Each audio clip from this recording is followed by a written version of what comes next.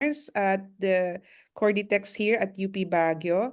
We are very fortunate to have with us our resource person for this morning here in the Philippines and maybe evening at the University of Michigan. So let me introduce Andrea Blaser, the collections manager of the University of Michigan Museum of Anthropological Archeology in Ann Arbor, Michigan. So Andrea will talk about the Weaving the Future Together, the University of Michigan Philippines Textiles Collection. And she has worked with cultural collections for over 10 years and has worked for several institutions, including the National Park Service, the British Museum, and Milwaukee Public Museum. She received her MS in Museum and Field Studies from the University of Colorado, specializing in anthropology collections stewardship.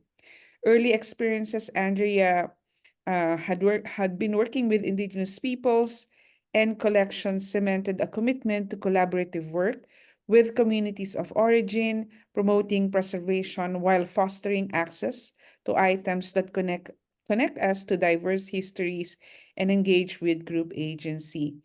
As a collections manager for the University of Michigan, Museum of Anthropological Archeology, she endeavors to make the institution a leader in collaborative projects and policy. Her current projects include decolonizing legacy data to prioritize respectful access to collections online, engaging with community artists to conserve damaged objects, and increasing diverse student engagement with the collections. So we are fortunate to meet Andrea with our cultural bearer, Miss Kathy Ekid and Amin Achaur and Johnny Bangao during our visit at UMA last July 2023, almost a year ago. So without further ado, we'd like to welcome Andrea Blaser. Thank you very, very much. I just want to make sure everyone is seeing my screen correctly. Yes? And we're seeing the slides. Okay, great. I'm getting a thumbs up. Fantastic. Yes, good morning to everybody in the Philippines and good evening to anybody who might be joining from the United States, where I am near Detroit, Michigan. It is 10 p.m. at night. So I'm going to try to come at this with as much energy as I have this late in the day. And I'm going to try not to rush, which I do when I get a little nervous. So please bear with me. So I am so glad to be here with you today and was very honored and grateful to be asked to speak with you about the Philippines collection at the University of Michigan and the recent work and engagement surrounding that collection. I do want to acknowledge up front that I am not a trained specialist or academic expert in Philippines textiles, but in my 5 years at the University of Michigan Museum of Anthropological Archeology, or as I will refer to it, UMA, I have been given the opportunity to work closely with the collections as well as several artists, culture bearers, experts from several communities and museums across the Philippines. This has been one of the great privileges of my time here at UMA and has opened up so many doors of understanding to both the items themselves and the people who created them. The more time I'm able to spend in engagement with experts and artists from these communities, the more committed I have become to the need for more of this collaboration across the collections. It is possible this might be a different type of talk than this group usually gets because I don't necessarily have very specific research to share with you, but I'm going to share with you my experiences with collaborative museum work over the past several years and the history of our collections, some recent interventions with community members, and how I hope that we can kind of change the future of the collections here. It is important to me to start with a land acknowledgement as I am speaking to you today from Ann Arbor, Michigan, that the University of Michigan was funded and founded on Anishinaabe and Wyandot lands, ceded in coercive historical treaties. We acknowledge that our university stands on lands that were obtained through the dispossession of Indigenous peoples, and that these lands continue to be the homelands of many Indigenous communities. Our obligation to these communities originated in Article 16 of the 1817 Treaty, which stipulated that their children hereafter would be educated in their homeland. We affirm and preserve Indigenous sovereignty, and we will work to hold University of Michigan more accountable in sustaining mutually beneficial partnerships with Indigenous peoples, communities, and nations that recognize and fulfill their aspirations. So thank you. I just want to give you some context and background about myself and what I do here. So as I mentioned, I have been a collections manager at the Museum of Anthropological Archaeology for nearly 5 years. I know that some people who are not very familiar with museum work may not have heard of a collections manager or a collections steward, as I like to think of my role, and the work that we do. Curators and their work tend to be more universally well known, so I always do like to give a little bit of a background here. So my job and that of my colleague, Jim Moss, who is on this call, thank goodness tonight, is the ongoing care, preservation, and management of the collections. So this includes records and database management, physical preservation in our storage facility, the understanding of best practices, documentation strategies and standards, and managing access to the collection, amongst many, many other things. Because the curators here at our museum are also the faculty members of the anthropology department of the university, they have a lot of competing claims for their time. So Jim and I carry a greater autonomy and authority to impact collections policy, and our approach to UMA collections management has increasingly shifted towards efforts to decolonize our practices as an anthropology institution, particularly by amplifying and prioritizing the voices of descendants and the communities of origin that our collections come from. So let's speak specifically about the University of Michigan. So UMA, or UMA-A, is just over 100 years old. We were founded in 1922. So we estimate the collection has over 3 million individual items, represented by about 300,000 database records. While the majority of our collection is archaeological, meaning it was excavated, approximately 20,000 items are ethnographic or historic, meaning they were collected directly from the community that made them. We also hold one of the largest ethnobotany collections in the United States, that is plants that have had an important relationship with people. We estimate that there are 400 to 500 cultural groups represented in our collection, but that number is, of course, very difficult to quantify or even estimate. Our two largest collections are from the Indigenous Native Americans who live in Michigan and the surrounding Great Lakes region, and from the Philippines. The UMA Philippines collections itself contains over 9,000 catalog records, and it includes 18,000 of these ethnographic items, nearly 25,000 archaeological items, and over 6,000 historical photographs. Given the audience today, I thought to add that within the very broad category of textiles, we have closer to 100 items ranging from blankets to shirts to piña blouses to small fabric and textile samplers.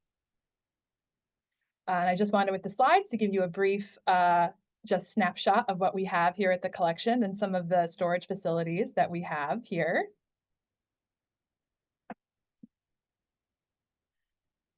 So we must ask a question then, why does the University of Michigan, a university in the middle of the Midwest of the United States, curate one of the largest Philippines collections, including textiles, in the United States? The university's colonial legacy in the Philippines stretches back before the founding of the museum to the original collecting expeditions for the university. A professor and ornithologist, Joseph Beale Steer, arrived in the Philippines in 1874 at the end of a global expedition on behalf of the university to build up its new museum collections. He had traveled all over the Philippines, and the portion of his collection that is now deposited with UMA includes, among other items, 2 beautiful coats, one of which is pictured in the slide there up in the top left. So these coats are noted in our original records as being made from inner bark of the paper mulberry tree and red European yarn and felt. However, there is no additional information, particularly about specifically where Beale Steer collected these 2 items, beyond just his note of the Philippines Islands, because the objects have become completely disconnected and separated from Dr. Steer's journals and notes. A UM student named Dean Wooster came along with Dr. Steer on subsequent expeditions to the Philippines in 1887. And after his graduation, Wooster was very quick to capitalize on that firsthand knowledge of the Philippines by establishing himself as a self-proclaimed authority on the country, including publishing a book with his own extensive photography. About 5,000 of those original negatives and photographs are now housed at the university, and it's one of our more active collections. Dean Wooster was appointed the Secretary of the Interior for the Insular Government, and through that position invited archaeologists from the University of Michigan to excavate in the Philippines. So down there in the bottom left of the slide, we have a photograph of Beale Steer, and one of those gentlemen is Dean Wooster on their way, mostly bird hunting in the Philippines. So based on this invitation, the University of Michigan hired Carl Gutta, who was a UM undergraduate alumni who had recently completed a PhD at Harvard, as the first chair of anthropology, as well as the director of the newly imagined Museum of Anthropology. The expedition began in 1922 and ended in 1925. And during these 2.5 years, over 20 trips of largely exploratory fieldwork were undertaken throughout the Philippines. The information and the labor that made that fieldwork possible was overwhelmingly provided by the local and indigenous people of the Philippines. On that expedition, nearly 5,000 lots of material were exported back to the United States. Most of that collection is archaeological, although a smaller portion is historical. And that's material that was maybe purchased by members of the expedition along the way or traded for along the way. So these collections are some of the oldest of our collections here, and they are often touted and highlighted as our founding collection. And yet, for the majority of these items, the collection largely have not been attributed to any Philippine ethno-linguistic groups. A cultural expert has not reviewed the collection. The catalog information reflects what has been previously provided by donors and the museum's own historic naming conventions. At this time, it cannot be stated with any specificity when, where, or by whom many of these objects were created. The nature of museums in the 19th and 20th centuries, such as when UMA was being established, were such that the collections were what allowed the usually Western collectors and academics to talk about other people. The collections were not there to listen to what indigenous groups had to say for themselves, and so this type of specific information was not deemed as important as the physical object itself.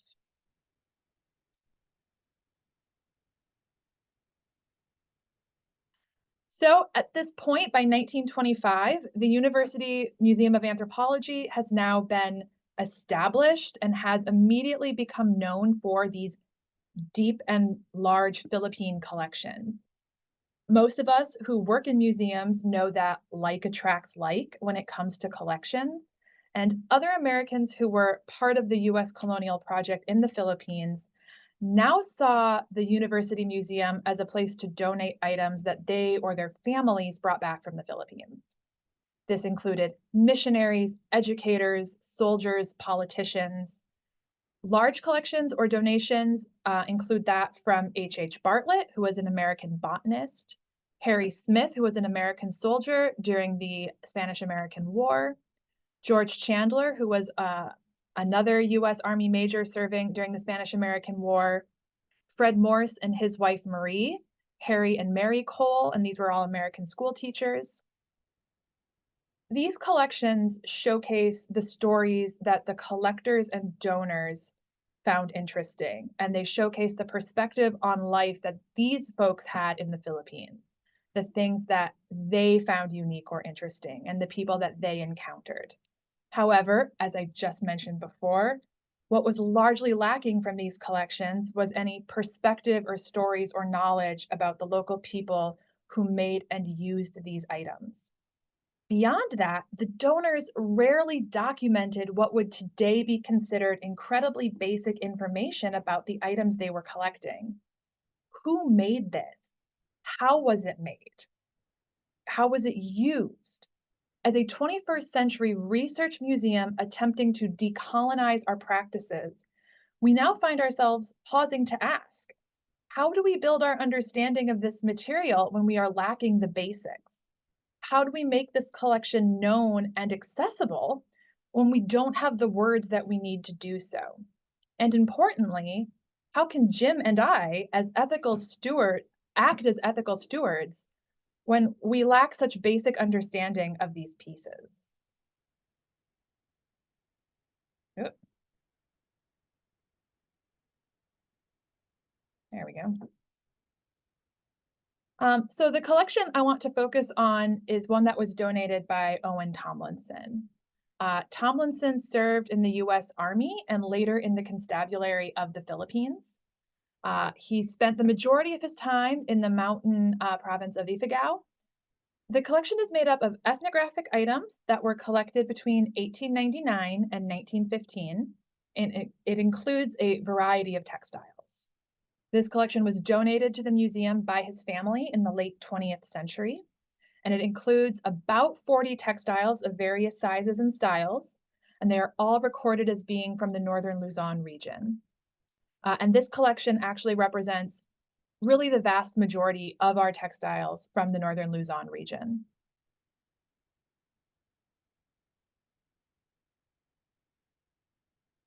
It is unfortunate how little we know about this collection. Tomlinson did not share where this material came from, or how he came to own it, or even why he felt drawn to collect so many textiles when so many of his contemporaries were collecting other things like weapons or baskets.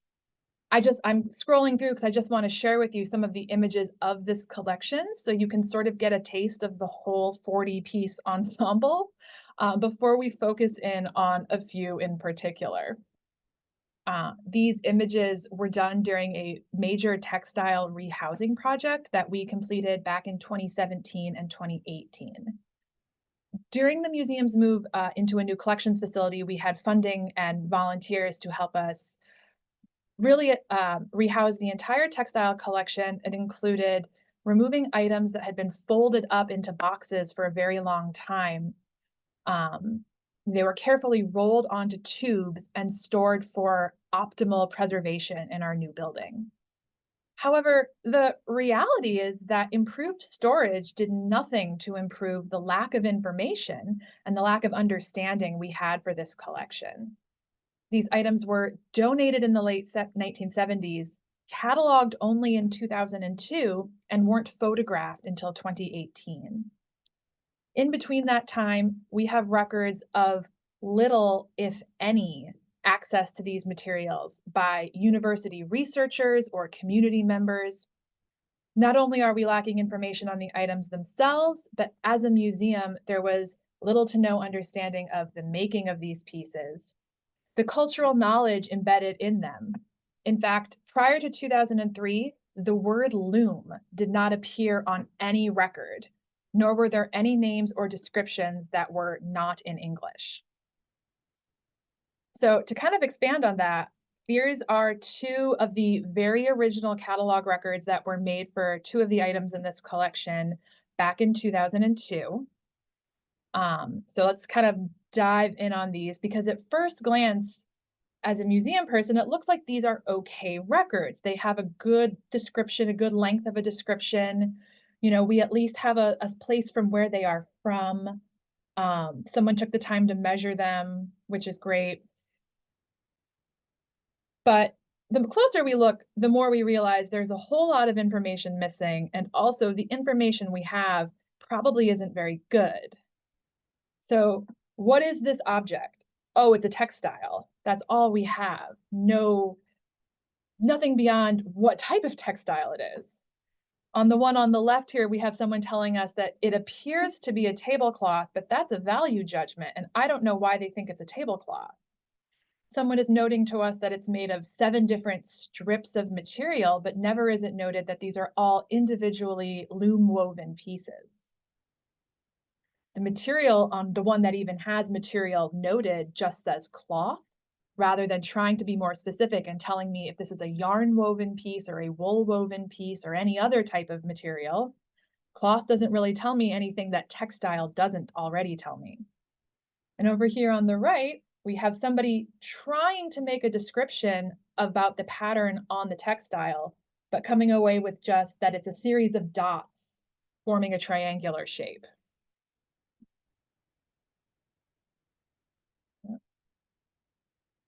And these are those 2 textiles that were trying to be described in those records.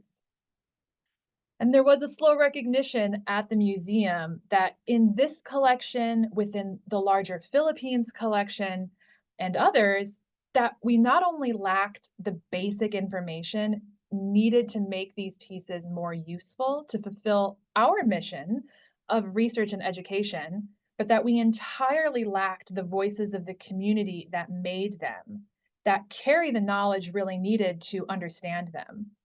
Would the artist who made this really call this a tablecloth? Would an artist ever describe their work as just a series of dots? What cultural stories and realities are we missing because we have nothing but the donor's very brief inventory? And Jim and I, we wanted that connection, both for the museum and for the communities in Northern Luzon. Jim and I feel very strongly about the value of listening to descendants and artists and makers, and that embracing a way of understanding cultural belongings outside of traditional scientific method gives a greater meaning and value to the museum's collections. I do think it is important to note and understand that the UMA has never had its own exhibition space. Our museum more closely resembles a research collection than you might think when you hear us say that we are a museum. And as of right now, our collection is not available online. So how do we connect these items back to those who have the most knowledge about them? How do we, as the museum staff, begin to build the relationships needed to understand these weavings, to make them valuable back again to the collection? So UMA was not the only collection unit at the University of Michigan that holds material from the Philippines, or that recognized it was lacking the voices it needed to contextualize the items in meaningful ways. In particular, there was a recognition of the University of Michigan's role in U.S. colonial expansions in the Philippines that accumulated these collections on our campus, and the need for reparative interventions on our part to address these historic and ongoing harms. So the Reconnect Recollect project aimed to reconceptualize stewardship of the Philippines collections here at the University of Michigan. This was a 2-year grant-funded project that a lot of people worked very hard on to address Philippines collections in archives, in libraries, in the museums all across the University of Michigan. So to quote from the Reconnect website, the 2-year project responds to the profound challenge of facilitating meaningful connections between colonial collections and the descendants of communities they document. We aim to reconceptualize cultural heritage work from the perspective of relationships, building where bonds do not exist or repairing when trust has been broken. One of the many prongs of this project, where Jim and I and Uma were heavily invested, was in reparative curation. And while there are many aspects of reparative curation, the ones I want to zoom in on are accessibility and redressing a lack of Indigenous knowledge in our collections.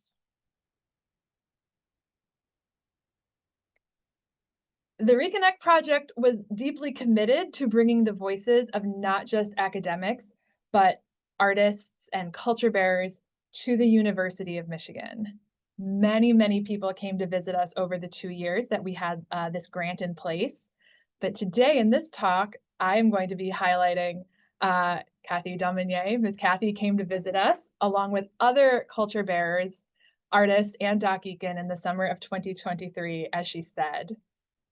As a master weaver with her backstrap loom, Kathy had the expertise and the knowledge that all of our professors, curators, and museum staff were just lacking.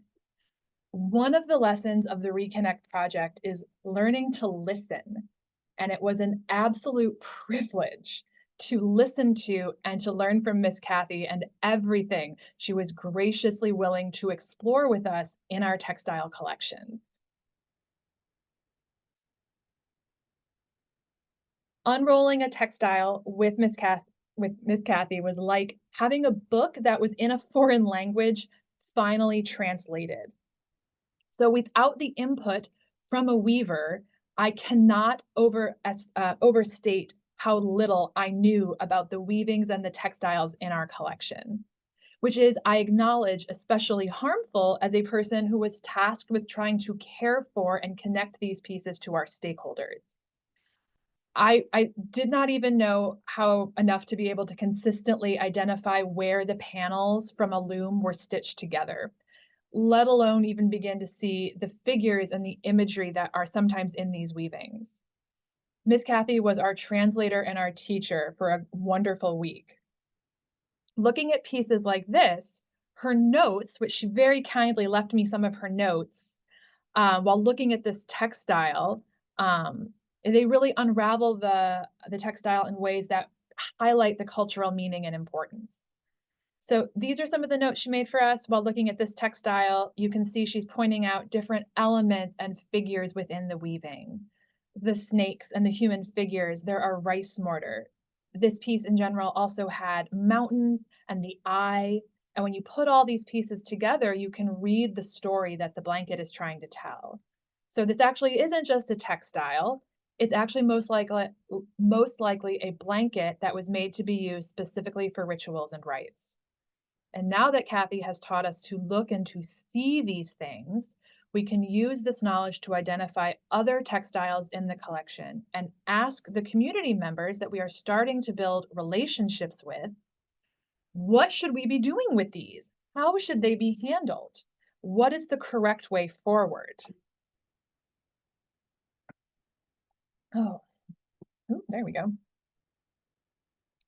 I wanted to look at the original description that was written when the museum received this piece. It looks a lot like the ones we already looked at. What I think is worth highlighting is the way that the person writing this record was trying to describe these shapes and patterns in the blanket. We're using, red zigzag lines and geometric shapes. We're counting the white stripes. But look at what Kathy has written out, the names of the parts of the blanket, the different sections that came off the loom, things that were worked separately and then stitched together. These are the ways we can and should be describing the items in a culturally informed and meaningful way. These are the words and the language we want to prioritize as a museum. It is incredibly important that we, whenever possible, are using the accurate terminology and the language that the other artists and weavers and other community members will be looking for to make these items more accessible when we do finally get to take our collections online. I don't have notes on it in the same way as this one, but I do want to point out that now that we know how to look for these patterns and these motifs and the features in the textiles, we were actually able to determine that we had accidentally photographed and added a museum label to another blanket upside down. So that is something we now know that we have fixed. We are going, we can fix that and move forward in a more respectful and accurate way.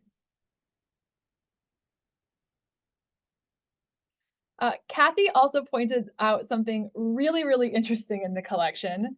So this piece here is another one that has just a lot of that beautiful, beautiful figurative design and weaving. And that's great. Now I know how to look at this and I can see the rice mortars. I can see the human figures. I can see the snakes and the eye. But let's look again at those human figures. So I pulled out a piece of the textile here.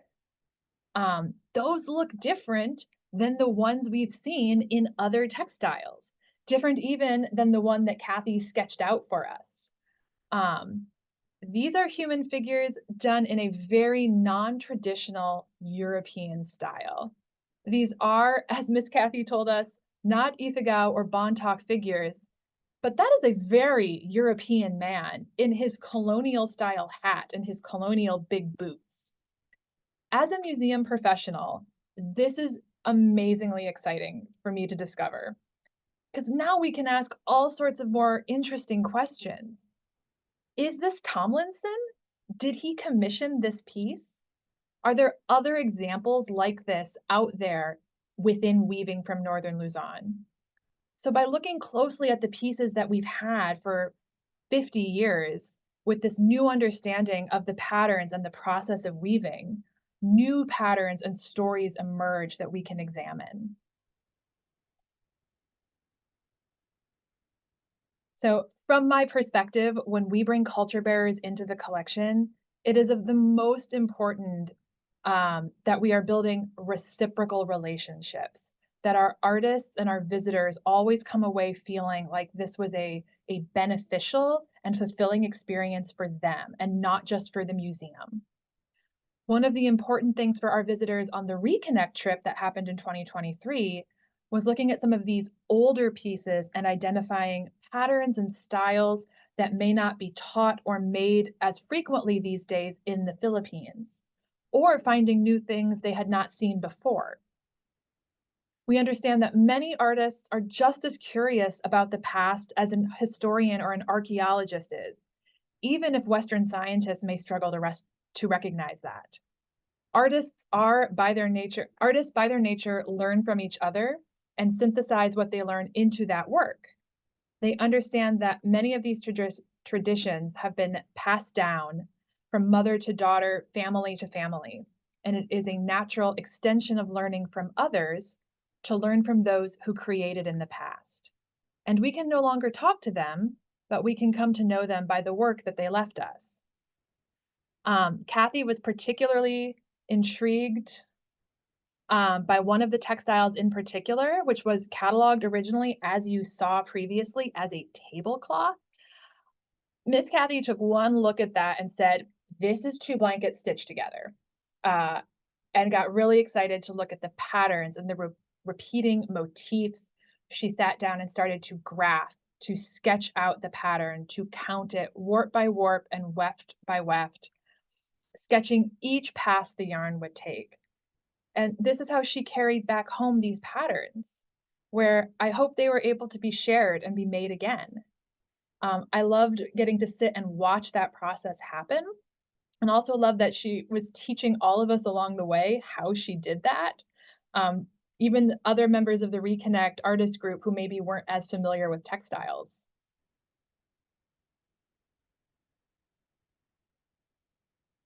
As enlightening and wonderful as learning to read these weavings was, that was, to me, not the most impactful part of Miss Kathy's visit.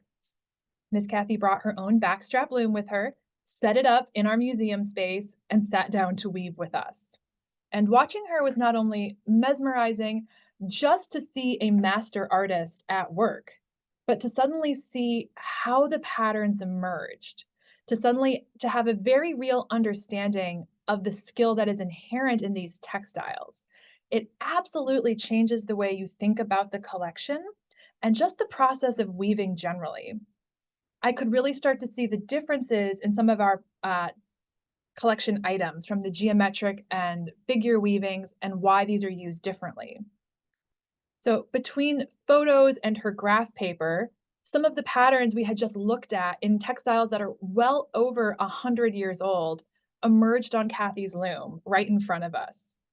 As someone who has a personal interest in fiber arts, but no experience in weaving or looms, it was really informative to see how different styles get built onto the warps and almost picked out sort of thread by thread.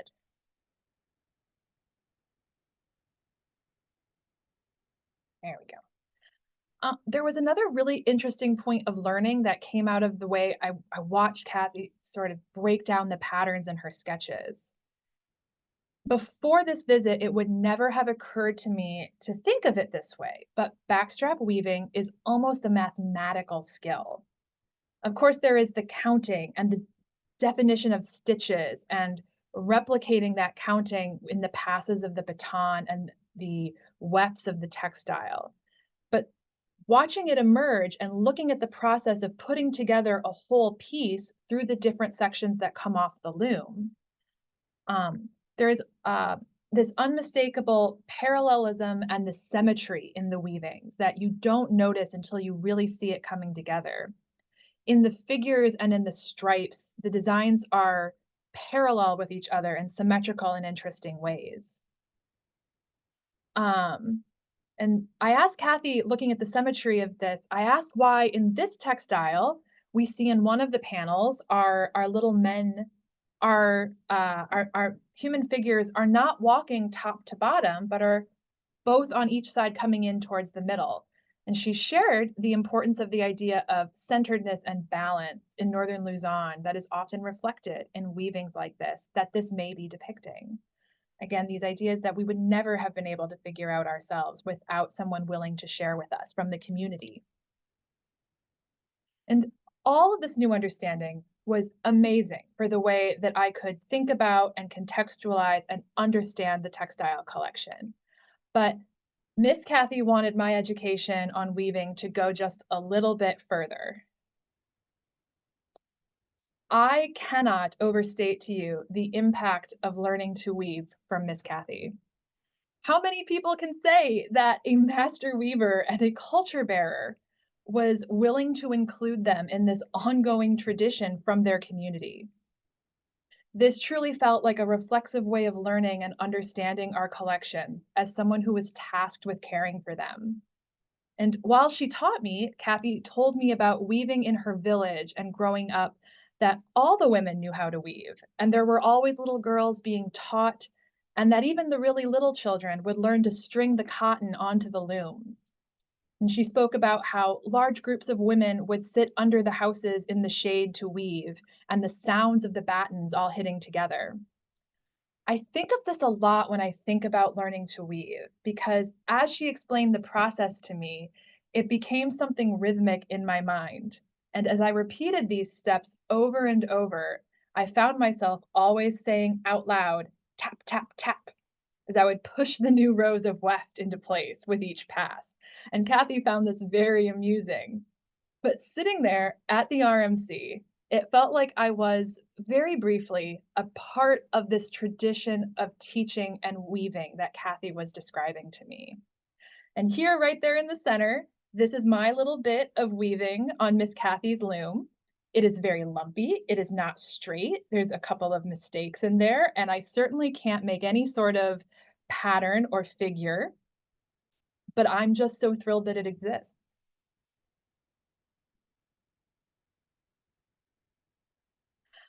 I again got to experience that feeling of becoming part of the weaving tradition during the Reconnect workshop event. So at the end of the week, our culture bearers and our artists sat down to share with our whole UM community what what they had brought with them: basket making and tattoo artistry, and of course weaving.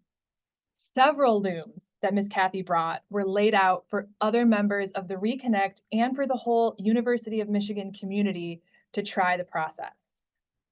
And it was very busy.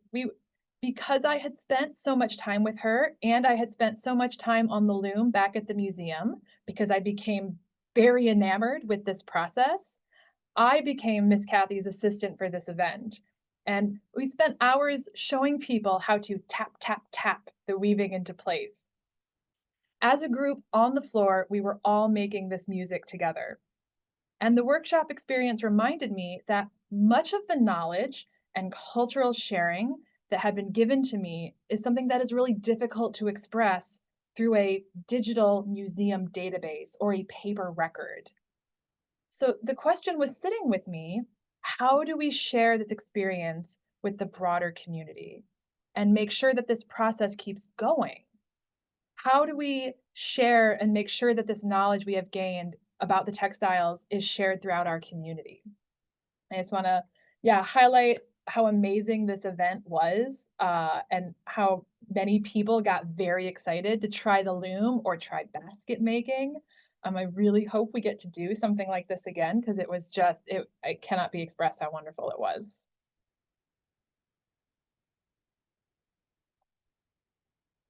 So the Reconnect project had made quite a splash on our campus here, and word really got around. So not long after our visitors had been here in 2023, the building manager of the Presidential and Regents Office Building, that is the building where the president of the university, all of the regents for the university, the deans of the colleges, they contacted the museum to ask us to put some items on display in that building's grand rotunda, a rotunda and entryway. And the building manager was selecting collections and museums on campus to contribute to try to highlight the university's cultural collection. Specifically, she asked us for something from the Philippines collection because of all of the recent publicity and the work that had been done through the Reconnect. And now we had just the thing, because Miss Kathy, in all of her generosity and graciousness, had donated her loom to the museum before she went home. And not just any loom. This is the loom that we all worked on together, the loom where I learned how to weave. My students had been at our Reconnect project, our workshop event.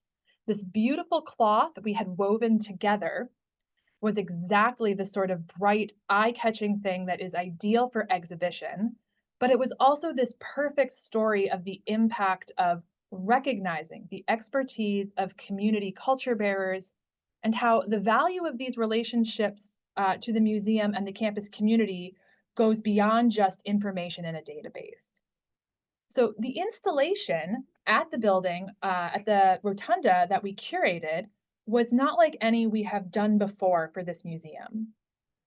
Our text and display highlighted the cultural knowledge and history that is embedded in this loom.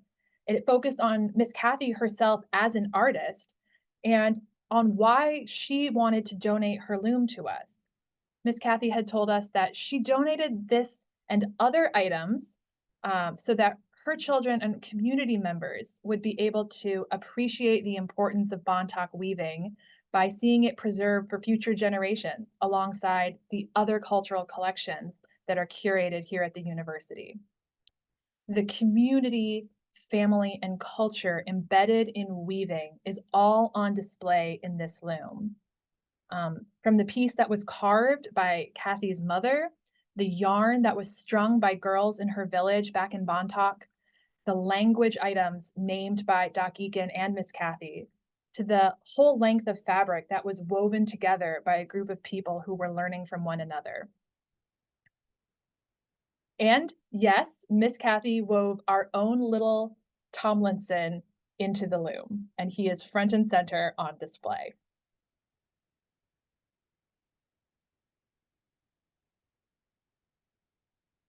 I am fairly confident in saying this was the first time that Bontoc weaving was on display at the university, but also it will not be the last.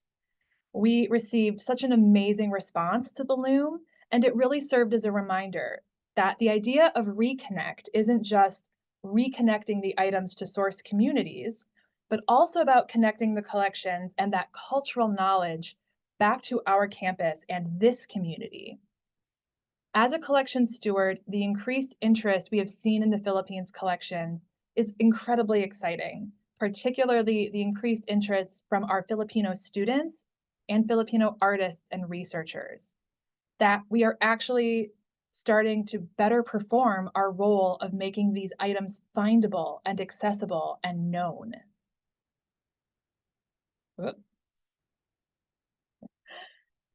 And this is where we are. The University of Michigan's Northern Philippines Textile Collection can now be recatalogued and redescribed and shared with all of this information and knowledge that we have learned. We still don't know the names of the artists who made many of these pieces that Tomlinson collected, but we can start to connect them again to that story and uses and community. Armed with the proper knowledge of the process of weaving the motifs and the language, we are preparing to make the Philippines collection available online so that people from around the world can access it digitally without having to come all the way to Michigan. We are looking at ways to add video and audio recordings into that online database so that parts of our culture bearers' knowledge can be shared directly to them. We're hoping for and looking forward to hosting more researchers and culture bearers and artists who hopefully will bring new perspectives and knowledges to share so that we can continue to serve communities and to make more of this collection more deeply understood and available to everybody.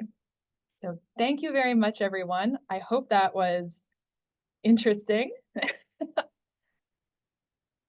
All right. Thank you so much, Andrea. Yeah. Thank you so much, Andrea, for that fantastic presentation. And of course, we would like to acknowledge Manang Kathy Eke is also in here. And also would like to thank Jim Moss and of course Ricky Punzalan, one of the proponents for the Reconnect project, is also in our audience. And we have guests from Dresden Museum, also Textile Conservator Christine Mueller is also there. We also have guests from Bontoc, Elizabeth Farnikan, also from LGU in Bontoc. And we also have from Hobby Textile Council, Gay Shalzita, and others from Corditex. We also have one from Mountain Province. So thank you for attending this talk. So now this is a total reconnect, connecting with the communities. We have some, of course, local weavers also coming from Mindanao, no? Participants for this webinar. So thank you very much, Andrea, and thank you for our audience. Now we open the webinar for your questions. You can type in or you can talk in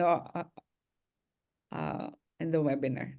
Okay, let's wait, and maybe I will start the question about this project on Philippine textiles at the UMA collection.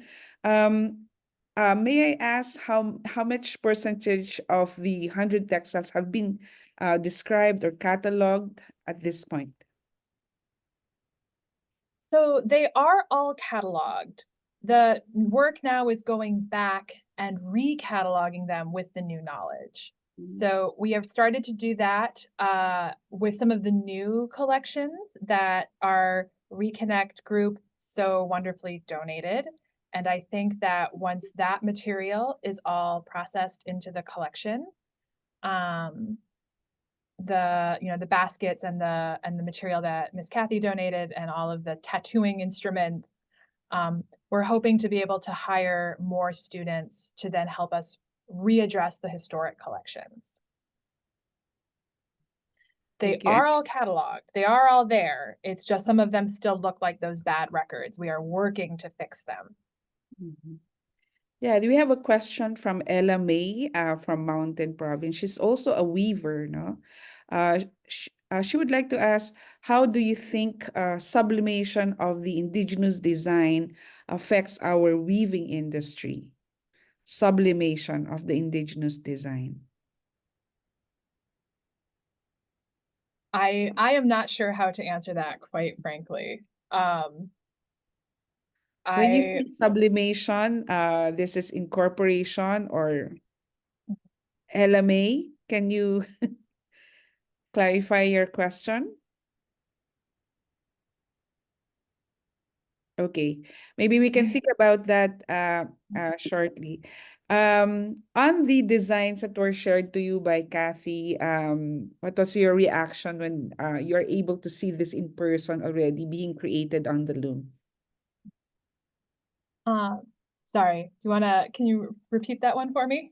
Yeah, so when when you saw this design being recreated in Kathy's loom, Mhm. from a pattern of 150 years ago, what was your reaction? I mean, Oh, are it was, started in the loom already. yeah, it's something I never expected to get to see. This was a really rare and unique opportunity, I think just generally.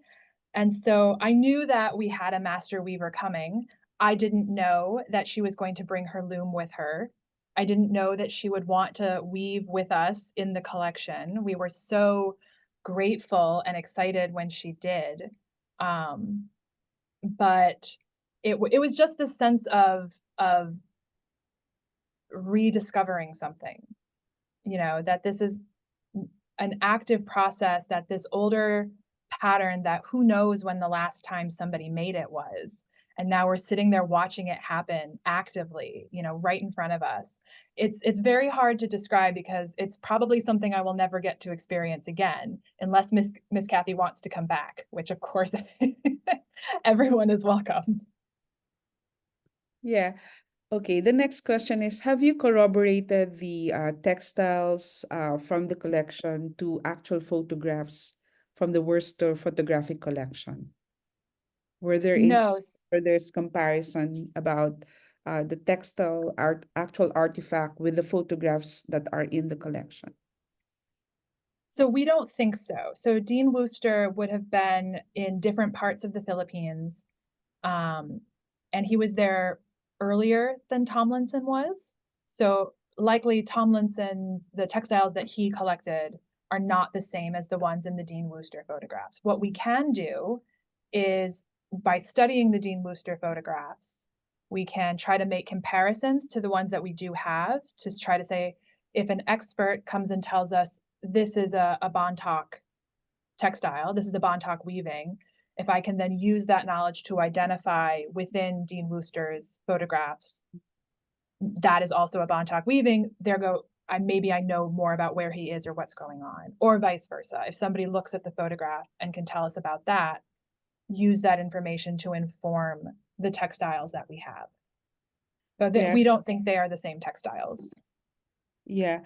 In the research at the Bentley Historical Library, I think Manang Kathy also identified some of the Tomlinson photos where the red textile was used.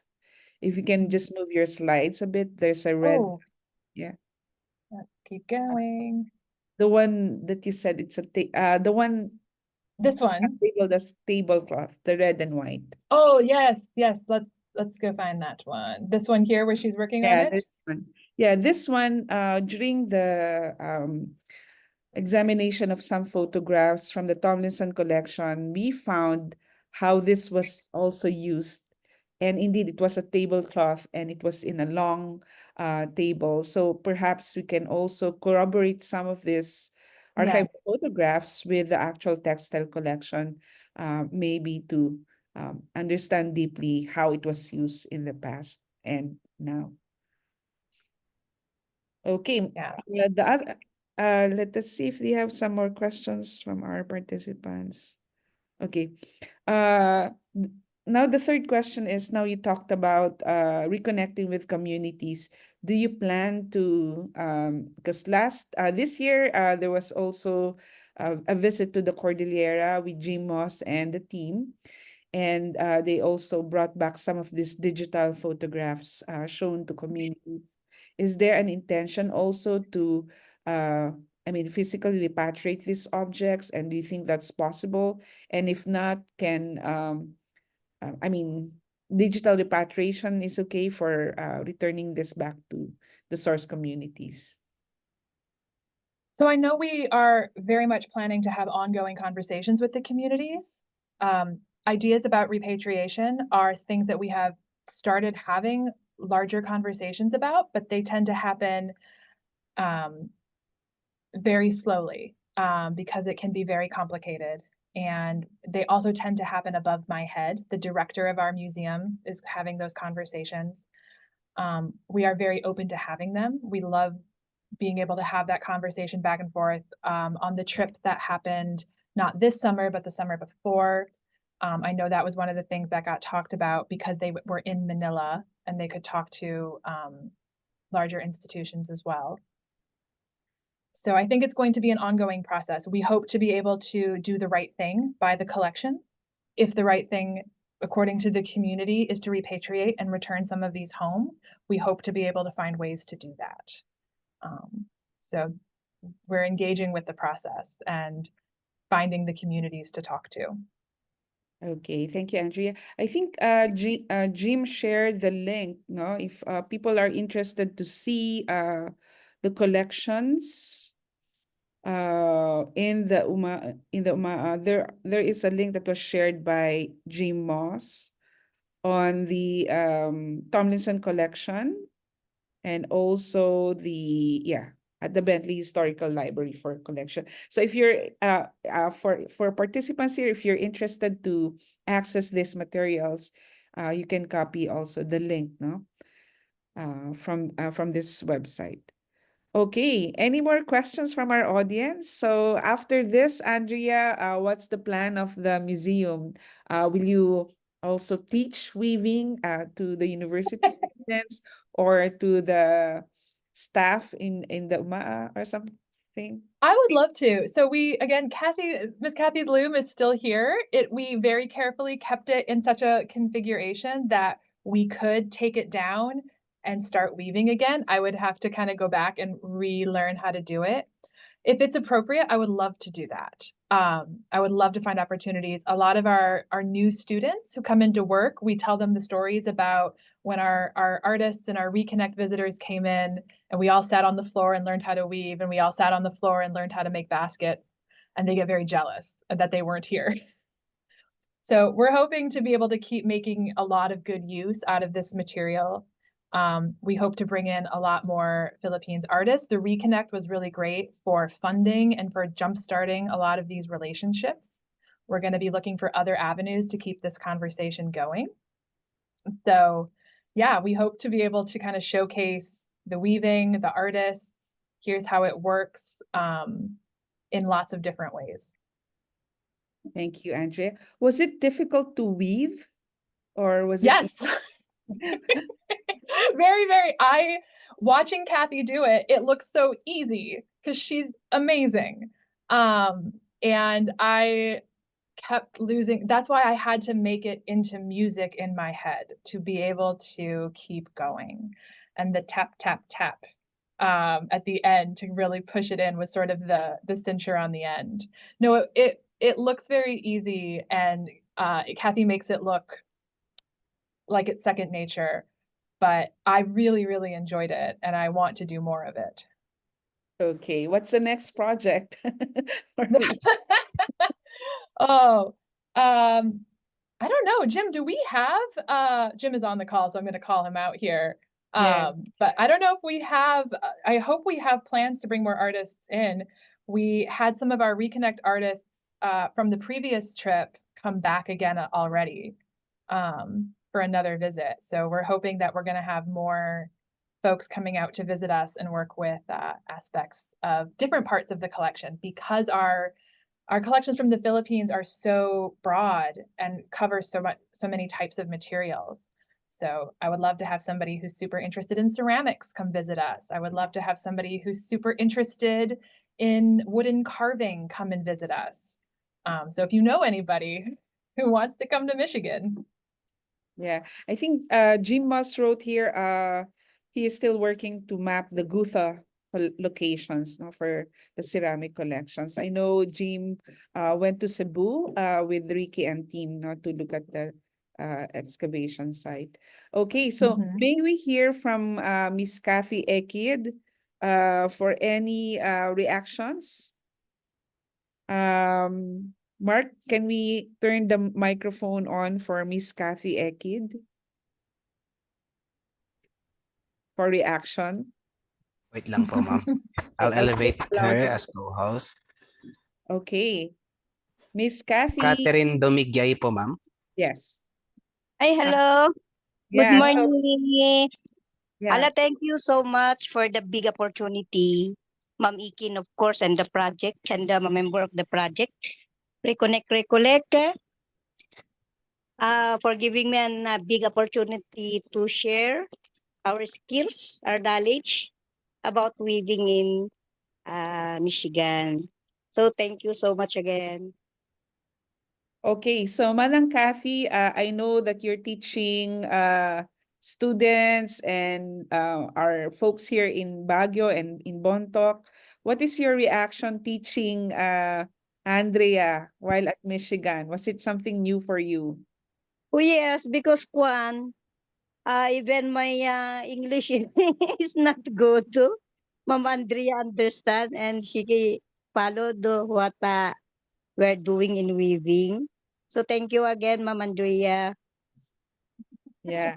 So I think the process of learning weaving is learning by observing and learning by doing. I think that's the essential point of this reconnect cultural barriers activity at the museum. So there's a learning by observing, although there's a language barrier, as Manang Kathy mentioned, it was really a very excellent experience, no, by observing, by learning, and also for other participants who were at the workshop, no? Yes. So they were very much engaged. Okay, Mhm. Manang Kathy, we saw this blanket at the museum. Were you able to reweave the same pattern from what you saw at the University of Michigan? Anyway, sa bagay Kwan, it's a simple design. But then we have a drawing. Then I Mm-hmm. still have Ma'am Ikin. So maybe after the ikat weaving, I try to weave Reweave. something like that. Yes, ma'am. So were you surprised that there is an image of an American Sinantao. or pinagtago with the hat and boots? Were you surprised to see this, or what was your reaction when you saw this? Maybe we can have the other slide, the one with the boots. Ah, this Yeah, one. this is Right. Yeah. yes. Yeah, because actually, Kwan, the original, there's no shoes, boots, and hats. The Igorots are not have hats and boots. Then when Ifugao cloth, I think that's an Ifugao cloth, Ma'am Ikin. Eh. Mm-mm. Yeah. The you Then if they you can weave see like the that, yes, because they are the one who uh lead. They forgot. Sir Worcester, ba? Yun si Ma'am Ikin. Tomlinson. Tamlimsin, I'm sorry po. Yan. Yeah. So, were you surprised to see this, or were you expecting this to be seen in a 150-year-old textile? Hindi po, ma'am. Dahil meron naman ganyan na hinahabi, dahil naalala ko may hinabi akong ganyan, pero hindi siya nag-stink sa aking kaisipan na bakit kakaiba. Pero nung pumunta tayo sa Michigan, doon ko na-realize nga bakit yung old na hinahabi ng mga weavers na sinantao, eh hindi po talaga ganyan dahil igurot po yun kasi sana. Eh, parang straight, walang shoes, walang hats. Yeah, I will translate it for Andrea and our audience. So she was not Sorry. she was not really surprised to see this. In fact, the traditional way of weaving this human figure is without the hat and the boots. But sometimes she would see, but she would not really pay attention to that design. But it was confirmed that there is such design already woven at the textile found at the museum storage. So a bit surprised and at the same time perplexed now that there was a design, but to her it's a good also to reweave that in some textiles. Okay, so thank you very much, Manang Kathy. Any other reaction while you were at the University of Michigan in terms of the collection that you found on specifically on textiles?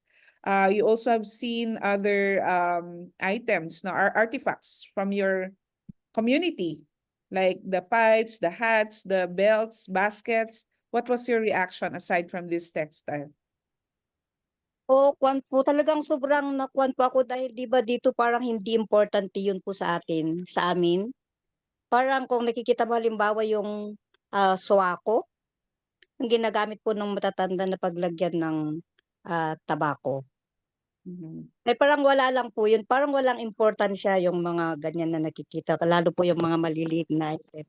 Tapos nung pumunta po ako diyan, dun mo makikita yung mga talagang gamit ng mga ating ninuno noon na dapat pala nai-preserve din po dito sa atin. Okay. So she said that those are, everyday objects and may not be relevant because it's part of their culture. But when she saw this beautiful collections at the storage, she hopes that can also be hopefully, at some point was preserved for the community here. So she was hoping that there could be also other samples that could be preserved in the community. O dahil kwan po for education po din sa mga bata, dahil yung mga bata po ngayon 'di po nila alam yung mga ganyan na mga kagamitan na dapat na meron din po sa museum natin. Okay. So she said that the younger generation may not value this. So hopefully she could also have this collection in the museums for education. And it's good to see Mm. that in the museum, no? In your museum. Mhm. Okay. Manang Kathy. So Andrea is your student. Now you're the master weaver. Maybe Andrea can also react uh, to the process, no, of weaving that we had. Ang bilis nga Yeah. po niyang natuto, ma'am. Okay. She said that you are a fast learner in weaving. Oh, she's a very good teacher. Very good teacher. It was really, really wonderful, and Miss Kathy was very patient with me when my hands went the wrong direction, and I loved on the let me go back to the picture. On this, you can see when I picked it up, I started to get better because Miss Kathy was very persistent in making sure that we really understood that what we were learning. She sat with me, she sat with our students, our young students, including Filipino American students who this was their first time getting to use the backstrap loom. And you can see on that textile, I love that it shows all of our work together and it shows all of us getting better as we go. Because again, Miss Kathy was right there kind of fixing our mistakes, as I think there on the left was me making a big mistake and Miss Kathy being able to fix it for us. Yeah. Okay. So since this collection are now in the storage, right?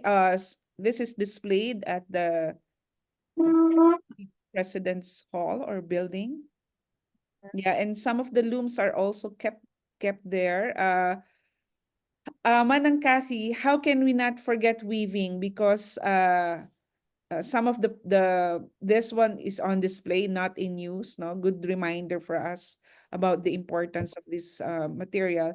But of course, some of them in the museum storage are just kept in the museums. No, the looms and others.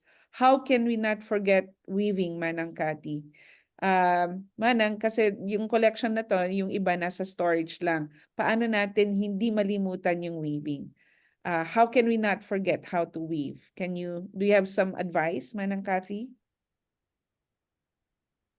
Yung problema po kasi yung mga weavers, parang yung dahil sa marketing na kailangan yung innovation, kaya kung minsan yung mga iba-ibang pattern pinapalitan. Pero meron pa rin naman na dapat hindi makalimutan, kaya meron po yung backstrap na dapat laging ide-demo sa mga tao na dyan po nag-umpisa yung weaving, hindi po dun sa pedal loom. na Okay. ganyan po. Yung kaimportansya po kasi yun po yung kauna-unahang inimbento ng ating mga nino kung paano po gagawa ng damit, kumot, mga iba pong gamit, ma'am. Okay. So she said that with the introduction of let's say innovation in weaving, sometimes we forget that there is the backstrap loom. So to not forget is to continue to weave, do demonstrations, and educate younger generation on how to weave. Because that's the case with the museums; they are kept there, not used, no. So it has to activate itself, no, by using it through demonstrations. Or kaya simple siguro, Ma'am Ikin, wala bang naiwan na isa diyan na parang yung simple lang na plain? Para yung mga At sa bisita kanila. po nila, yes po, ita-try nila dahil marunong naman po si Ma'am Andrea. Yeah. So Andrea, May-try po nila kung paano lang yeah. mag-hobby sa backstrap, Ma'am. Okay. Even in simple tools, you can weave. Yes And po. the challenge is with Andrea to teach that while there. I will do my best. That's one of the things I loved about the Reconnect workshop. We talk about how my museum doesn't have exhibits. We're not a normal museum. But to me, that Reconnect workshop was better than any exhibit because, like you say, the loom was activated. People were engaging. It wasn't just stopping to look at something that is, holding still. It was making something together, and then they could go and they were weaving together, and they were watching a tattoo being done, and it was just so much more meaningful and relevant beyond just getting to share, look at these wonderful artists who came to visit us, but about learning about the same things they were here to share with us, learning about the history and the culture and the uses and why this deserves to be in a museum. Oh Fantastic. yes, then the textile all there in your museum, Ma'am Andrea, is weaved by they use backstrap actually. Yeah. So all the textiles that she saw in the storage are all woven by the backstrap loom. Mhm. Good. Yes, which we didn't know before Miss Kathy came and told us. Something as simple as this is all a backstrap loom. Now that's information we can put out there so that hopefully other artists can come and find them as well. Fantastic. Okay, I think we shall end this talk. We still have a few minutes, but I would like to thank Andrea Blaser, Jim Moss, of course, Dr. Ricky Ponzalan and Dr. Deidra De La Cruz and the Reconnect team for this project of reconnecting the collections to the communities, no? And it opened, like I said, opened a lot of Pandora box to really re-examine the collections, deconstruct, reconstruct, and then building that relationships with our community of cultural bearers.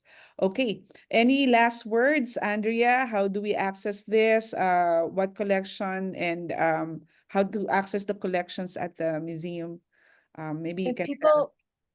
people want to access the collections, I think Jim already put our email address in the chat. I think I saw that go by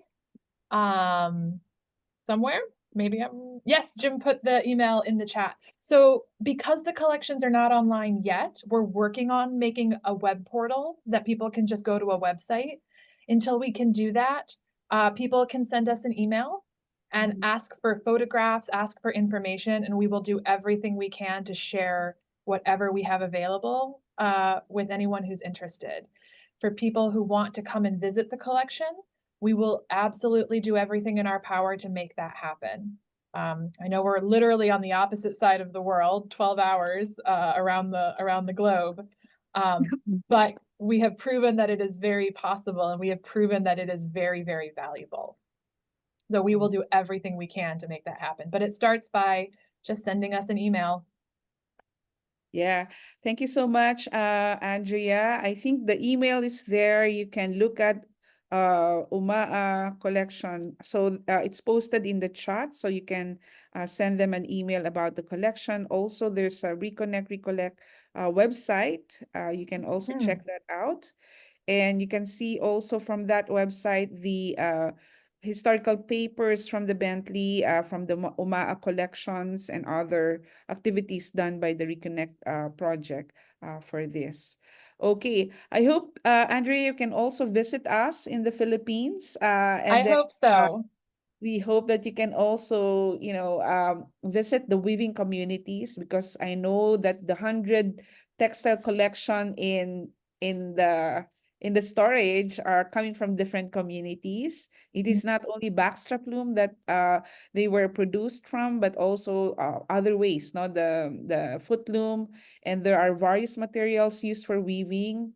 And of course, the patterns and meanings are also varied, and they are all over from the Philippines. So hopefully you can visit us here soon. We hope to. Jim has been twice, and every time he comes back, he says how wonderful the trip was. So I very much hope I get to go. Fantastic. Okay, thank you very much, everyone, for staying with us. And thank you, Andrea. I know it's already 11:30 there at the museum. That's okay. I'm Yeah, happy to be here. Very happy to be here. yeah, thank you for taking time, and also to Jim. And of course, we thank our audience for staying with us. There's a power outage in Baguio City. I don't know where I am right now, but I'm glad that this talk pushed through. Thank you very much and have a good day. You can Thank you. access also our webinar. Can I just share my screen? Oh, let me stop. You can also visit our website, the Corditex project, where we are posting our research. We posted our research here, and then we have a series of webinars, different our resource speakers from universities, weavers, and all of that. If you missed the webinar, you can actually check this out to listen to the different scholars, no, and weavers talking about weaving traditions. So we now have Andrea's webinar here soon after we finish this talk. We also have coming soon the World ICAT Textile Symposium happening in Baguio City soon on December 3 to 6. This will be a gathering of ikat weavers, natural dyers, weave enthusiasts, scholars to talk about ikats. No? And we are highlighting the Philippine ikat. This will be on December 3 to 6 at the Baguio Convention Center, where the Corditex UP Baguio, in cooperation with the Creative Baguio City Council and the City of Baguio, are part of this project. And what else? We also have the website for the World ICAT, and we also have the website, no, the FB page for the Corditex project. So I think that's all. Thank you, everybody, for coming to this webinar. And we thank again Andrea for her time. Thank you very much. I was very happy to be here. Thank you for inviting me. Okay, thank you. Bye-bye. Take care.